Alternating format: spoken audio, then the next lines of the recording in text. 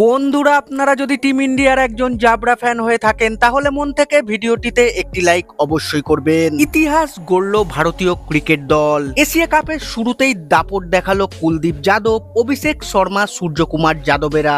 ভারত তাদের টি-20 ক্রিকেটের ইতিহাসে সবচেয়ে বড় জয়ের রেকর্ড গড়ে ফেললো। কি পুরো ঘটনা বিস্তারিত জানাবো বন্ধুরা, তার আগে ভিডিওটি পুরো দেখার আবেদন রইল এবং চ্যানেলে নতুন এসে থাকলে চ্যানেলটিকে সাবস্ক্রাইব করবেন।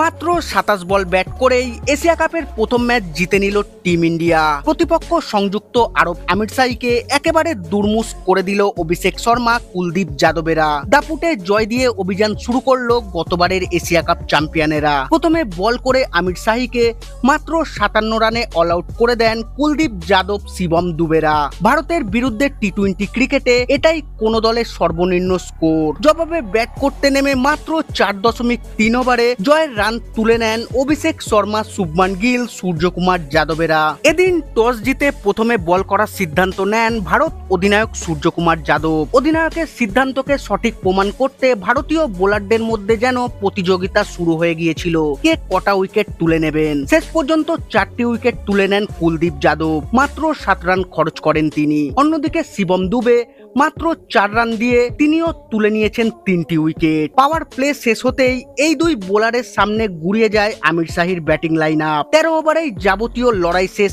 আরব ব্রিগেডের। যদিও ম্যাচের শুরুটা অন্যরকম হয়েছিল। প্রথম 6 ওভারে 41 রান তুলে ফেলেন আমিরশাহীর ব্যাটারেরা। তবে ওপেনার আলিসান সারাফু এবং ইউএইর ক্যাপ্টেন মোহাম্মদ ওয়াসিম আউট হতেই আমিরশাহী ব্যাটিং এর ধস নামে। এই দুই ব্যাটার ছাড়া কেউই 2 অঙ্কের রানে পৌঁছাতে পারেননি। একটি করে উইকেট তুলে নেন জসপ্রীত বুমরা, আকসার প্যাটেল এবং বরুণ চক্রবর্তী।